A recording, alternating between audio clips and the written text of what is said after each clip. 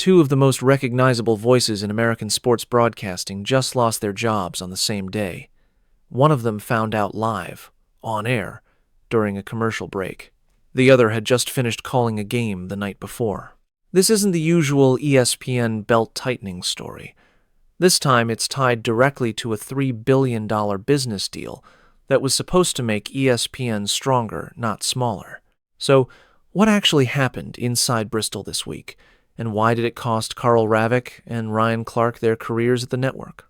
Let's get into it. On Tuesday, ESPN Chairman Jimmy Pitaro sent a memo to staff confirming a new wave of layoffs across the company.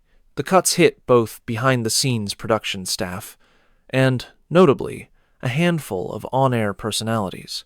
Among those departing, longtime lead Major League Baseball voice Karl Ravech and NFL studio analyst Ryan Clark. According to people familiar with the situation, this round is nowhere near the scale of the painful 2023 layoffs that swept out a long list of recognizable names under former Disney CEO Bob Iger. But make no mistake, losing a voice like Ravech's, someone who has called ball games for the network since the early 90s, is a significant moment for ESPN. To understand why this is happening now, you have to go back to the deal ESPN closed earlier this year with the NFL. In that agreement, ESPN absorbed NFL Network and several other media assets, while the NFL took a 10% equity stake in ESPN, valued at roughly $3 billion. On paper, that's a massive win for ESPN instant access to NFL Network's production infrastructure, its rights packages, and its talent pool. But mergers like this always come with overlap. Two networks suddenly had two baseball departments, two sets of NFL insiders, two studio show rosters covering the same games. Something had to give. And in Pitaro's memo, he acknowledged exactly that, saying the company was forced into difficult decisions about job impacts stemming directly from the NFL Network integration. Let's start with Karl Ravech, because his situation is almost cinematic in its timing. This is a broadcaster who has been part of the ESPN furniture for over 3 decades, a SportsCenter anchor, a Baseball Tonight host, and for years, the lead play-by-play voice for ESPN's marquee MLB coverage. Just hours after calling a Dodgers-Phillies broadcast, Ravech reportedly learned his position was in jeopardy. When reporters from The Athletic reached out to confirm the news, Ravech himself said he hadn't even been formally told yet. Think about that for a second. A 30-plus-year veteran finding out his job status is breaking news before he's had an internal conversation about it. That tells you how chaotic this round of cuts actually was on the inside. Then there's Ryan Clark, and his exit was even messier. Clark, a 13-year NFL veteran turned outspoken studio analyst, was reportedly told he was being let go in the middle of a commercial break while he was actively on set taping NFL Live. He didn't return for the rest of the show. Sources say a leak forced ESPN to scramble and inform Clark before the news became public on its own.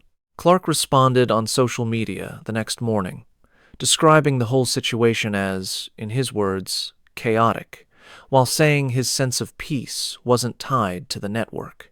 It's worth remembering that Clark has had a bumpy run at ESPN before.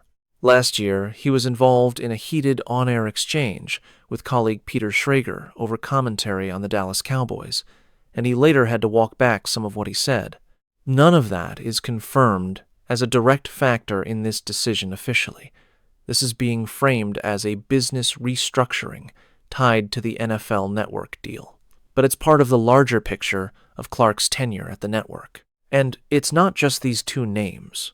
Reports from multiple outlets indicate the layoffs also touched NFL Network insider Tom Pelissero, analyst Charles Davis, former MVP-turned-analyst Cam Newton, longtime SportsCenter anchor David Lloyd, injury reporter Stephania Bell, and former linebacker Bart Scott. At least 8 on-air personalities have been confirmed so far, alongside an unspecified number of behind-the-scenes production staff. ESPN hasn't released an official total headcount, but this appears to be part of a broader company-wide reduction across Disney that was previewed months earlier by Disney leadership as part of a larger cost and integration strategy. So, what does this actually tell us? First, big media mergers almost always come with a human cost, even when the deal itself looks great on a balance sheet. Second, ESPN is clearly trying to build one unified NFL and studio structure instead of running NFL Network as a separate operation, which means more consolidation could still be coming as the integration continues. And third, for fans, this is a reminder that the voices you grow attached to on your favorite broadcasts are operating inside a business, one that's currently being reshaped by billion-dollar television rights deals. Karl Ravech and Ryan Clark won't be the last recognizable names to feel that shift. That's where things stand right now. ESPN hasn't confirmed a final total number of layoffs, and we'll be tracking this story as more names come out. If you want to stay ahead of every major shakeup in American sports media, hit subscribe and turn on notifications, because this integration is far from finished. Drop a comment. Who do you think ESPN should have kept? See you in the next one.